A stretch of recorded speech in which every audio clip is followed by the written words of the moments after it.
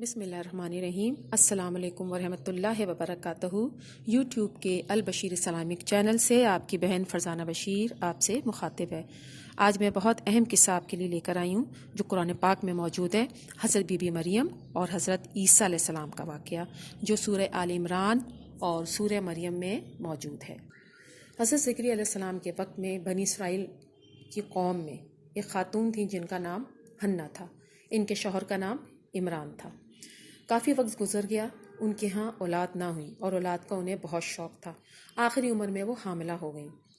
حاملہ ہونے کے بعد انہوں نے نظر مانی کہ اگر لڑکا ہوا تو اے اللہ میں اس کو تیری نظر کر دوں گی اور اسے دنیا کے کاموں سے آزاد رکھوں گی، تو اسے میری طرف سے قبول فرما لے، تو سننے اور جاننے والا ہے۔ یہ سورہ آل عمران کی آیات ہیں۔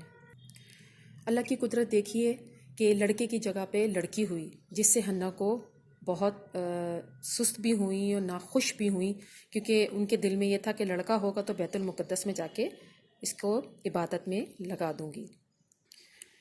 حضرت بی بی مریم جب 7 سال کی ہوئیں تو انہوں نے ان کا ہاتھ پکڑا اور بیت المقدس میں جا کے حضرت زکریا علیہ السلام کے ہاتھ میں دیا اور یہ فرمایا کہ میں نے نظر مانی تھی کہ اگر لڑکا ہوا تو میں بیت المقدس کے لیے اس کو وقف کر دوں گی، لیکن چونکہ اب یہ لڑکی ہوئی ہے اور میں اس کو بیت المقدس کے لیے وقف کرنا چاہتی ہوں تاکہ یہاں پر یہ عبادت کرتی رہیں۔ اب حضرت زکریا علیہ السلام نے مسجد کے لوگوں سے مشورہ کیا کہ اس بچی کا کفیل کون بنے گا۔ ہر شخص یہ چاہتا تھا کہ میں اس بچی کا کفیل بن جاؤں۔ سورہ آل عمران میں آیت نمبر 45 میں اللہ تعالیٰ یہ فرماتے ہیں، اے محمد صلی اللہ علیہ وآلہ وسلم، یہ باتیں غیب میں سے ہیں جب ہم تمہارے پاس بھیجتے ہیں۔ اور جب وہ لوگ اپنے قلم بطور قرعہ ڈال رہے تھے کہ مریم کا کفیل کون بنے گا تو تم ان کے پاس موجود نہیں تھے اور نہ اس وقت ان کے پاس تھے جب وہ آپس میں جھگڑ رہے تھے۔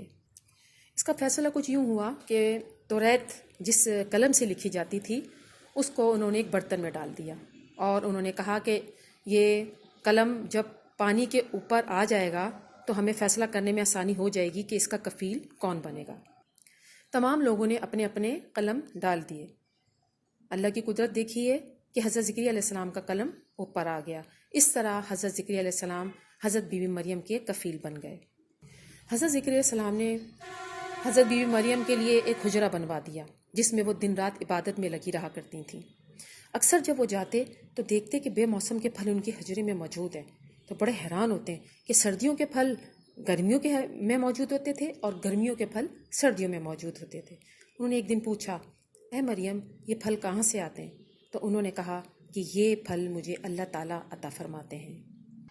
سورہ آل عمران کی آیت نمبر 46 اور 47 میں اللہ تعالیٰ فرماتے ہیں، جب فرشتوں نے مریم سے کہا کہ مریم اللہ تم کو اپنی طرف سے ایک فیض کی بشارت دیتا ہے جس کا نام عیسیٰ ابن مریم ہوگا اور جو دنیا اور آخرت میں باآبرو اور خدا کے خاصوں میں سے ہوگا اور ماں کی گود میں اور بڑی عمر کا ہو کر یعنی دونوں حالتوں میں لوگوں سے یکساں گفتگو کرے گا اور نیکوکاروں میں سے ہوگا۔ مریم نے کہا، اے اللہ میرے یہاں بچہ کیوں کر ہوگا؟ کسی انسان نے مجھے ہاتھ نہیں لگایا۔ اللہ نے فرمایا کہ اللہ جو چاہتا ہے پیدا کرتا ہے، جب وہ کوئی کام کرنا چاہتا ہے تو ارشاد فرما دیتا ہے ہو جا تو وہ ہو جاتی ہے۔ حضرت جبرائیل علیہ السلام کو اللہ تعالیٰ نے انسانی شکل میں حضرت بی بی مریم کے پاس بھیجا۔ حضرت بی بی مریم نے جب دیکھا کہ ایک شخص اندر چلا آیا ہے تو ڈر گئیں کہ یہ بری نیت سے تو نہیں آیا۔ حضرت جبرائیل علیہ السلام نے کہا، میں وہ نہیں ہوں جو تم گمان کر رہی ہو، بلکہ میں تیرے رب کا قاصد ہوں اور یہ خوشخبری دینے آیا ہوں کہ اللہ تعالیٰ تجھے لڑکا عطا فرمائے گا۔ حضرت بی بی مریم پریشان ہو گئیں اور سوچا کہ مجھے تو کسی انسان نے ہاتھ نہیں لگایا۔ حضرت جبرائیل علیہ السلام نے ان کے گریبان میں پھونک ماری جن سے ان کو حمل ٹھہر گیا۔ یہ کام اللہ کے لیے بہت آسان ہے اور اسے اپنی قدرت تخلیق کے لیے نشانی بنانا چاہتا تھا۔ اس سے قبل بھی اللہ تعالیٰ نے تمہارے باپ آدم کو مرد اور عورت کے بغیر اور تمہاری ماں حوا کو صرف مرد سے پیدا کیا اور اب عیسیٰ علیہ السلام کو پیدا کر کے چوتھی شکل میں پیدا کرنے کی اپنی قدرت کا اظہار کرنا چاہتے ہیں۔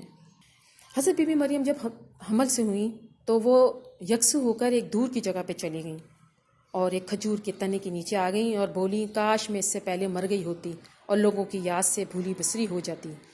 یعنی موت کی آرزو کرنے لگیں، خوف زدہ ہو گئیں کہ میں لوگوں کو کیسے مطمئن کروں گی کہ جب کہ میری بات کی کوئی تصدیق کرنے کو تیار بھی نہیں ہوگا. اور اس بات سے بھی ان کو پریشانی تھی، کہاں میں ایک عابدہ اور زاہدہ کے طور پہ مشہور ہوں اور کہاں آپ لوگوں کی نظر میں بدکار ٹھہروں گی. بی بی مریم اسی درخت کے پاس بیٹھ گئیں اور جب ان کا دل کرتا تر و تازہ کھجوریں کھانے لگیں. اللہ تعالی نے فرمایا اب تم چین سے کھاؤ پیو اور اپنی آنکھ کو ٹھنڈا رکھو. حضرت عیسیٰ علیہ السلام کی پیدائش کے بعد وہ حضرت عیسیٰ علیہ السلام کو اپنی قوم کی طرف لے کر آئیں تو پوری قوم نے کہا مریم تم نے تو بہت بری حرکت کی، نہ تمہارا باپ ایسا تھا نہ تمہاری ماں بدکار تھی. مریم نے اپنے بچی کی طرف اشارہ کیا اور کہنے لگیں کہ یہ بچہ اس چیز کی گواہی دے گا. اس پر قوم کہنے لگی لو بھلا ہم گود کے بچے سے کیسے باتیں کریں گے. اسی وقت بچہ بول اٹھا میں اللہ کا بندہ ہوں اور اس نے مجھے کتاب عطا فرمائی اور مجھے اپنا پیغمبر بنایا اور اس نے مجھے بابرکت کیا ہے. میں جہاں پر بھی ہوں اس نے مجھے نماز اور زکوٰۃ کا حکم دیا ہے جب تک بھی میں زندہ ہوں، اور اس نے مجھے اپنی والدہ کا خدمت گزار بنایا ہے اور مجھے سرکشی اور بدبختی نہیں کرنی. سورہ مریم کی آیت نمبر 34 میں اللہ تعالیٰ فرما رہے ہیں یہ ہے صحیح واقعہ عیسیٰ بن مریم کا، یہی وہ حق بات جس میں لوگ شک و شبہ میں مبتلا ہیں. اللہ تعالیٰ کے لیے اولاد کا ہونا لائق نہیں، وہ تو بالکل پاک ذات ہے. وہ جب کسی کام کو سر انجام دینے کا ارادہ کرتا ہے تو کہتا ہے ہو جا، وہ اسی وقت ہو جاتی ہے. حضرت عیسیٰ علیہ السلام کی پیدائش اس طرف وضاحت کرتی ہے کہ اللہ تعالیٰ ہر طرح کی مخلوق کو پیدا کرنا جانتا ہے. جب وہ حضرت آدم علیہ السلام کو بن ماں باپ کے پیدا کر سکتا ہے تو کیا حضرت عیسیٰ علیہ السلام کو بن باپ کے پیدا نہیں کر سکتا؟ بالکل کر سکتا ہے، وہ سب کا مالک ہے. سورہ اخلاص اس بات کی گواہی دیتی ہے کہ اللہ ایک ہے، نہ اس کا کوئی باپ ہے، نہ اس کا کوئی بیٹا اور نہ کوئی اس کا ہمسر ہے. جن لوگوں نے حضرت عیسیٰ علیہ السلام کی پیدائش پہ جھگڑے کیے اور نازیبا کلمات ادا کیے، اللہ تعالیٰ نے آخرت میں ان کے لیے دوزخ کا سخت عذاب تیار کر رکھا ہے. آخر میں سورہ بقرہ کی اس آیت کے ساتھ میں آپ سے اجازت چاہتی ہوں. اے پروردگار اگر ہم سے کوئی بھول ہو گئی ہو تو ہم سے مواخذہ نہ کرنا. اے پروردگار ہم پر ایسا بوجھ نہ ڈال جو تو نے ہم سے پہلے لوگوں پہ ڈالا تھا. اے پروردگار جتنا بوجھ اٹھانے کی ہم میں طاقت نہیں اتنا ہمارے سر پہ نہ رکھنا، اور اے پروردگار ہمارے گناہوں سے درگزر کر ہمیں بخش دے، ہم پر رحم فرما، تو ہی ہمارا مالک ہے اور ہم کو کافروں پر غلبہ عطا فرما.